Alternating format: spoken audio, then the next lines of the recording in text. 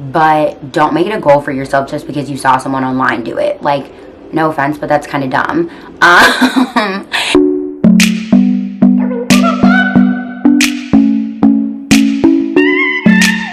Hello.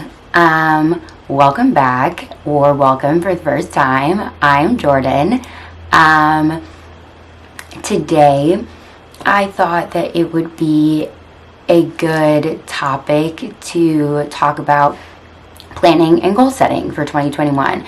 As I said in my first video, that is like an idea that I had, but I didn't feel prepared to discuss that. But I feel like I've had some time to make some notes and think about my own goals and how I set those goals, and yeah, just feeling better prepared, I guess.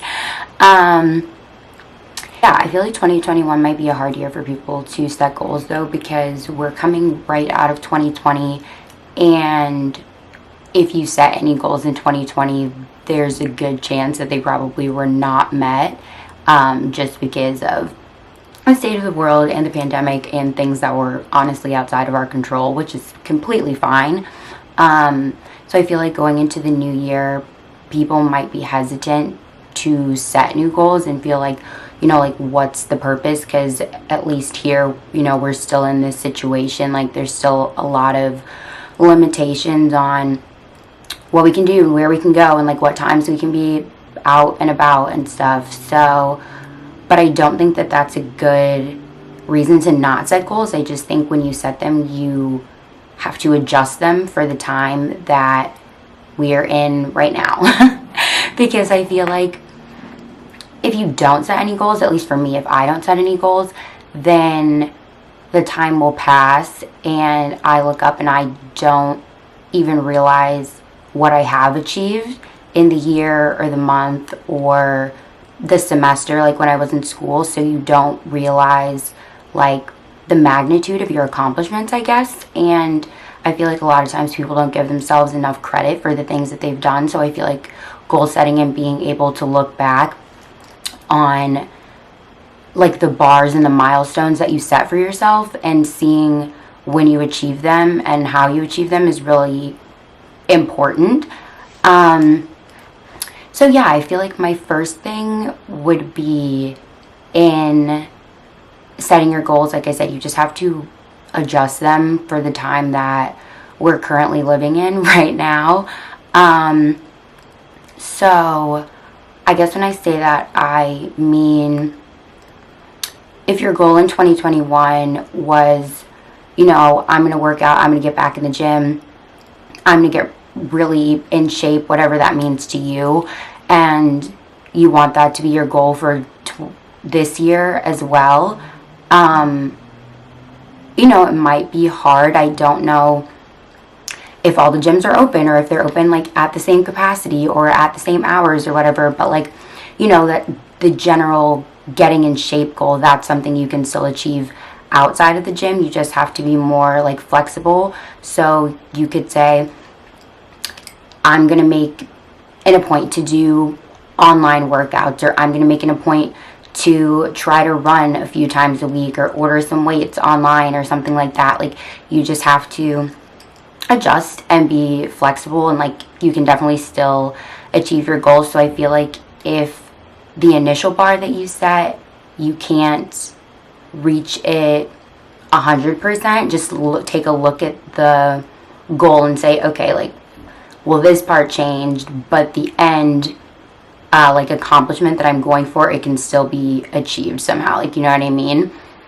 And then also, sorry, I wrote notes on my phone, so if I'm looking down, that's why. I feel like the second thing that's a really big thing about making goals is you have to have a plan. Like, you can't just say, I don't know, I'm trying to think of something. I'm going to like run a marathon like in 7 months or something, and have no plan or idea on how you're going to get to that goal. Like, a marathon is really far to run. Like, if you've never run before, if you've never run, what is it, like 26.6, 26.3 miles or whatever, like that's not really something most people can just get up one day and like go out and do. So like you need to make a plan of some sort on how you're going to get to that goal, like that end desired accomplishment. So maybe you say, okay, if your goal is I'm going to run a marathon by, July of this year or something, if you're like, okay, well, starting in February, I'm going to start running like 2 or 3 miles 4 days a week, and then slowly work your way up and like make those little like milestone markers. And like by February or by March, if you're like, okay, well, now I'm running 5 or 6 miles every day, and like so on and so forth. And then it's obviously just going to be easier for you. Like there's steps in your path to achieving your goals. Like you can't just set a goal and expect it to happen. Like you have to obviously like work to make your goals happen as well, and like put a plan into place. And I feel like that's really important. And sometimes people will just throw things like an idea or like an accomplishment that they want to achieve out into the air, and like it's just not practical. Like it's not practical for me if I was like, oh yeah, by August or whatever, I'm gonna have like 150,000 subscribers here on YouTube. Like, I mean, there have been people that have done it, but I don't know, they've figured out some kind of secret, or they have a very like enticing personality online. But for most people, that's not realistic, and that's fine. And that is a goal that you've just thrown out with no path. Like, how are you going to get there? Like, what are you doing that's going to help you get to 150,000 subscribers? Like, you know what I mean? And I guess that also goes into the third tip or advice or whatever, is setting goals that are realistic and attainable. Because I think, especially like myself, I'm very ambitious, and sometimes I set goals and aspirations and like the bar is admittedly very high, and which there's nothing wrong with that, but I think sometimes I can essentially set myself up for failure, which a lot of other people probably do as well, because there's nothing wrong with having high aspirations and goals, but sometimes if you go too high and then you don't meet the mark, like if you don't reach your goal in like the time frame that you had set for yourself, like you feel really bad about it. And there's not really any reason that you should feel bad about it, because essentially from the jump you set yourself up for failure, kind of. Like, it's not, like I just said, it's not really realistic for me to say I'm gonna have hundreds of thousands of subscribers in 7 months. Like, most likely that's not gonna happen. And if that is a goal that I set for myself, July or August is going to roll around and I'm going to be sitting here so far from hundreds of thousands of subscribers, and I'm going to feel bad about it when there's no reason that I should, because that's not a realistic goal that I should have set for myself. Like, you know what I mean? So I don't think that there's anything wrong, especially right now, like in this weird pandemic and just like very stressful and tension filled time that we're living in, with like giving yourself a little wiggle room. Like, honestly, I'd rather set goals slightly lower and then achieve them, and then you can set another one on top of that. Like, if you're like, oh, like I've already accomplished what I said I was going to earlier, like, okay, that's good. Like, there's nothing wrong with that. Then just adjust and you can set another goal or another aspiration like on top of that. So, and then you'll feel better about it because you've accomplished one thing and now you're on to try to accomplish something, I don't know, like better or something else that you thought that you couldn't do.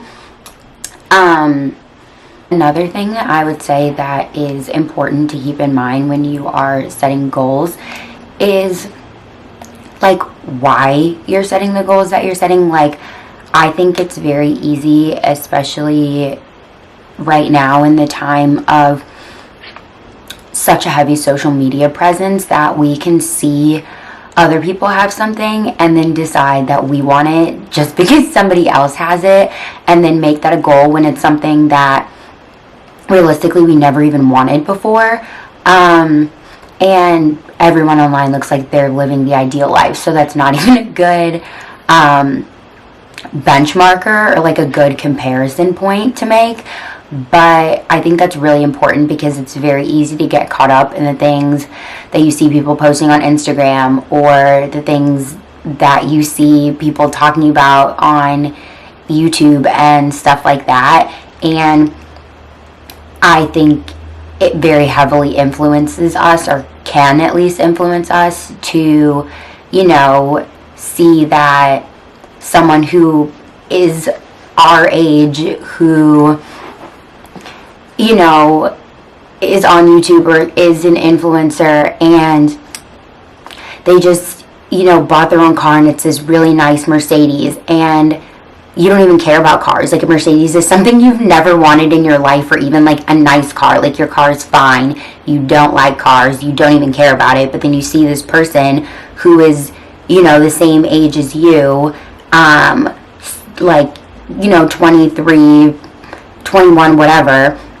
And this is what they do for their job, and they just paid cash for this car, and then all of a sudden you're like, oh, well, they did it, so subconsciously then you think, you know, you should set that as a goal for yourself as well. Like, you should be able to pay cash for like a really nice luxury car, and you make that a goal for yourself, which there's nothing wrong with making that a goal for yourself if that's something that you genuinely want.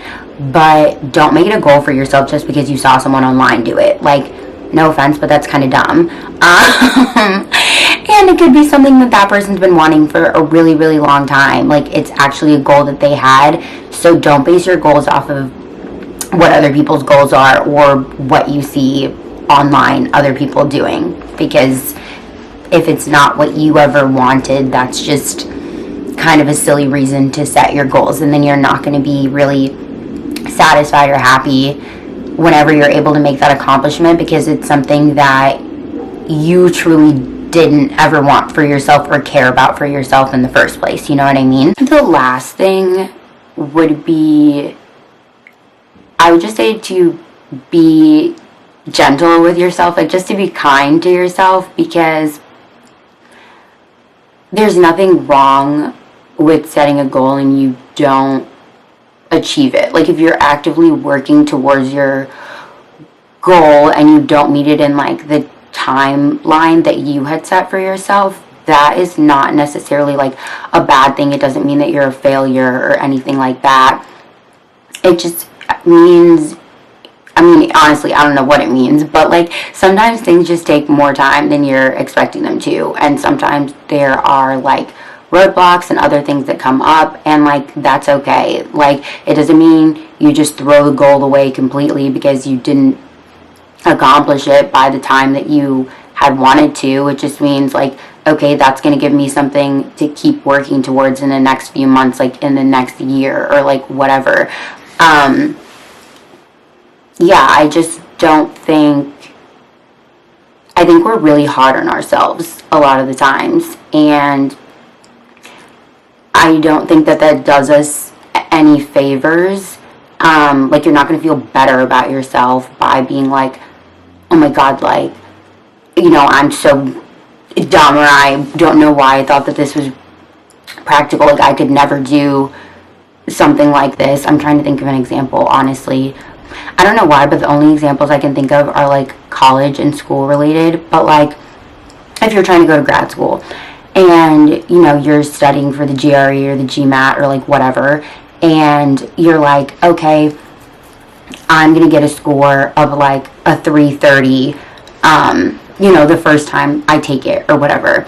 And, if you take it and you only get like a 310 or whatever, and in your mind that's not good enough to get you into the schools or the graduate programs that you want to go to, like, that doesn't mean you just throw away the goal of scoring a 330. Like, it just means, okay, you reevaluate the situation and you take some more time to see like what you could have done better, what you did wrong, and then you say, okay, I'm setting a new benchmark, which also, please make it realistic. Like, you can't be like, oh, I'm turning around in 2 weeks and I'm going to take this test again and improve my score by 20 points. But, if you're like, okay, I'm going to give myself another like month and a half, 2 months, and I'm going to take it again, and like, I'm going to improve my score, maybe not by the full 20 points, but like, I'm going to get my score higher than 310. Like, that is okay. Like, you don't just throw away the whole thing because you didn't make the mark the first time. And I feel like that's not necessarily a bad thing. Like, a lot of times, I don't know, like, failures or missteps are good because you can evaluate the things that you did correctly and worked, and the things that you didn't do correctly and didn't work, and then you adjust, and then when you try for the second or third time, you're better. Like, you're better prepared for the situation. So it's honestly beneficial, even though it kind of sucks sometimes. But yeah, basically, I would just say, I think everyone should still be making goals for 2021, because how are you going to measure your success and your accomplishments throughout the year? Like, honestly, making it through 2020 alone was an accomplishment. Just from truly a physical and mental health and well-being standpoint. And that's a big deal. Like, it's not something to shrug off. So I think going forward, if you can make it through that, like, you can probably set some good goals and make and accomplish those in 2021 as well. Yeah, well, that's my hot take on setting goals and making plans just for life in general. Yeah, if you enjoyed this video, you should click the little subscribe button, or follow me on Instagram. I think I'm actually going to put the link in my bio this time. Someone told me that I forgot to last week, so thank you for that. Yeah, so have a good day and set some realistic and practical goals for yourself. And yeah, if you liked me, then please come back and watch another video, or watch my little getting to know me video. So yeah, have a great day. Thanks, guys.